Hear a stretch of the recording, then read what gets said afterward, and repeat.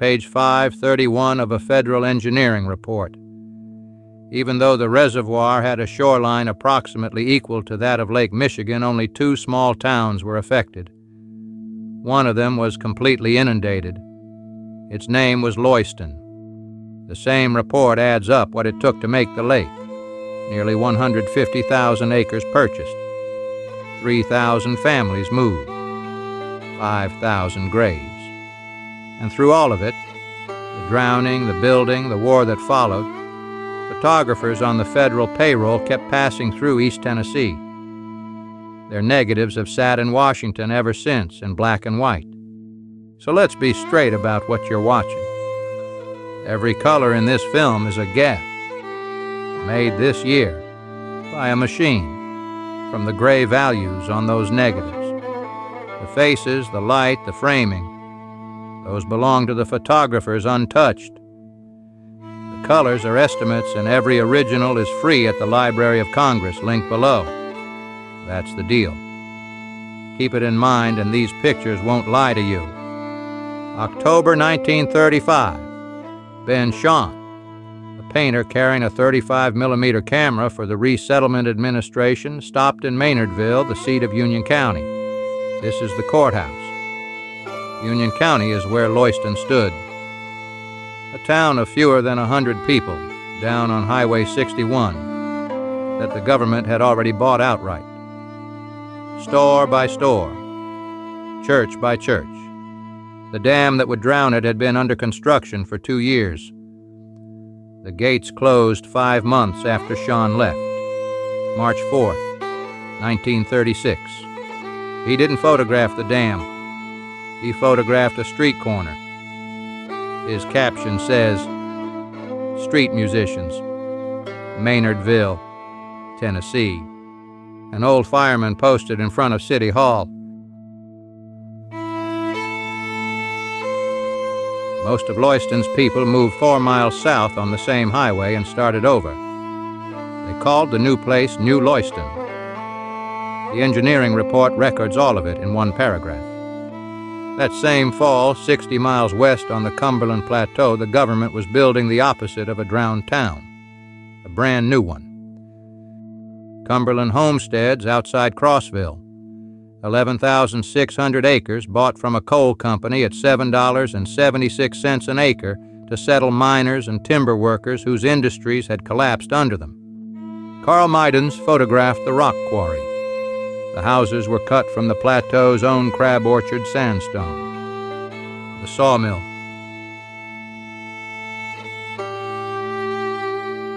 The homesteaders built the houses themselves, 45 hours a week, cash for 15. The rest credited against the house. $1 an hour for skilled work. 350 farms were planned. Over 2,500 families applied. The screener's file says the average homesteader was 34 years old, married, 3 children. While the houses went up, families lived in the barns. The plan called it a family barn, and it came first. The farmer's stone house going up, Mydans' caption notes he was building it himself, and inside a finished one. Plaster walls, board floors, a sandstone fireplace. In Mydans' file from that fall, there is one frame of a visitor on a platform. His caption, Mrs. Roosevelt, addressing group at Cumberland Homesteads. The fireplace in the project office, laid up from the same stone as everything else on the plateau. The trading post by the spring of '36. 2 years later, Shahn came back through Crossville on a Saturday. Men loafing, his caption says, 1937. A horse and wagon parked under a Coca-Cola wall. The bus station, phone 80. Furniture store window. Out at the homesteads, he found the settlement dancing. His caption names the caller. Dancers taught by Leonard Kirk, Square dance figures on the grass. The dance team mid-turn. A weaver at her loom. On an iron worker with his work, hand-forged birds on a bench. September 1939. Marion Post drove into the far southeastern corner of the state, where copper had been smelted for 90 years. Her caption for this basin: fumes from smelting copper for sulfuric acid have destroyed all vegetation and eroded the land. The smelter and acid plant at Copper Hill. Miners' homes on hills with no grass. Square mile after square mile of the Copper Basin looked like this, red, gullied bare to the rock. And people lived in the middle of it, a train hauling ore out of the mine. The Ducktown Hotel and the highway signboard pointing to Atlanta, Chattanooga, Cleveland, Murphy, Copper Hill. And when she was there, the mines were struck. Her caption plainly: copper miners on strike, waiting for scabs to come out of mines. Ducktown, Tennessee. The picket sign outside the mine. Strikers waiting.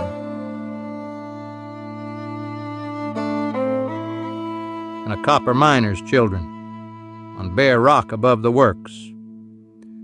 Whatever the strike won or lost, this is where they lived.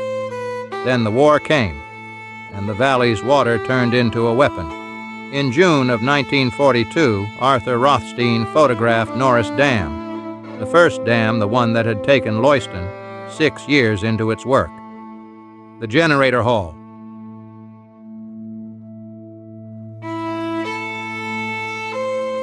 A man fishing at the base of the dam in the water that used to be a river. In the farm kitchens of Knox County, Rothstein photographed what the dam had actually delivered. His caption: girls are shown how to operate an electric range. Mrs. Weigel, farm wife, with an electric brooder for her chicks. And with her vacuum cleaner. 10 years earlier, almost no farm in these counties had a wire to its door. Elmer Butter, farmer, Knox County. Haywood Aycock, farmer. The captions give the names and nothing else. By then, the government needed far more than farm kitchens could use. Aluminum for aircraft is made of electricity, and the war ran on aluminum. TVA's chief engineer told Congress there was no substitute project that could produce the power in the time required. Congress authorized Douglas Dam on January 30th, 1942, 7 weeks after Pearl Harbor. Construction started February 2nd. 3 days later, the target: 90,000 kilowatts, continuous, in time for the critical summer of 1943. Rothstein and Alfred Palmer photographed the sprint. Laying track: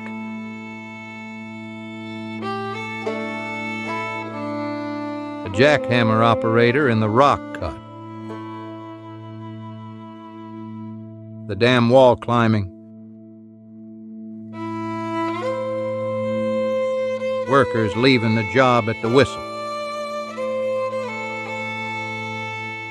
Change of shift. The job ran around the clock. Line at the timekeeper's office. Another shift crossing.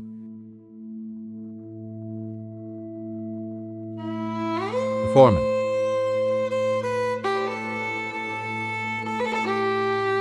It worked. Despite the foundation and despite 2 floods that cost 4 weeks, Douglas Dam went from first concrete to operation in 13 months. A record, the project report says, for a job of its size. The sprint wasn't one dam. At Fort Loudown, downstream, Jack Delano photographed the drillers. A workman with his sandwich.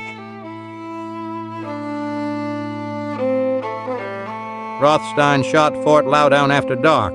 His caption, "Construction at Night." The cranes against the dark. Jackhammer man up on the rock. Watts Bar, on the river between Knoxville and Chattanooga. Workers crossing the dam. And the control room. One woman, one wall of dials. August 1942. Jack Delano climbed Lookout Mountain and photographed Chattanooga on its river bend. And after dark, from the incline railway, he shot the suburbs burning electric below, a valley that had been kerosene lamps a decade before. The same view wider. Every light is the dam. The control room at Chickamauga Dam. The generators.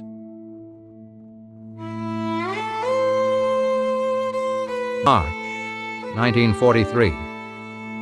A snowstorm in the mountains near Elizabethton. John Vachon rode the overnight freight run and photographed the driver, Jim Fletcher. If that name sounds familiar, you may have met him on this channel already, gassing up in Boone, North Carolina, on the same route, in the same snow. Fletcher, driving through eastern Tennessee, stopping to chain up. The road ahead in the headlights through the wipers. September 1943. The last photographer through was Esther Bubley riding the buses. At the Knoxville depot, a girl baggage clerk loaded newspapers. Her caption says they'd be left at small towns along the way. A trailway driver calling his own bus. There was no official starter at Knoxville to do it for him. A military policeman waiting at Chattanooga. Passengers at the window. Knoxville. A workman waiting for the bus. A sailor asleep on the run to Washington. A schoolgirl waiting at a small town stop. The next year, the whole file, printed and killed alike, went to the Library of Congress, where it has waited in black and white ever since. The negatives are yours. They always were. Every frame is linked below in the original black and white. The lake never gave Loyston back, but the pictures kept the 5 months before the water, and now you've seen them. If you want the other side of these mountains, the fiddlers and the flood over in North Carolina, that film is already on this channel.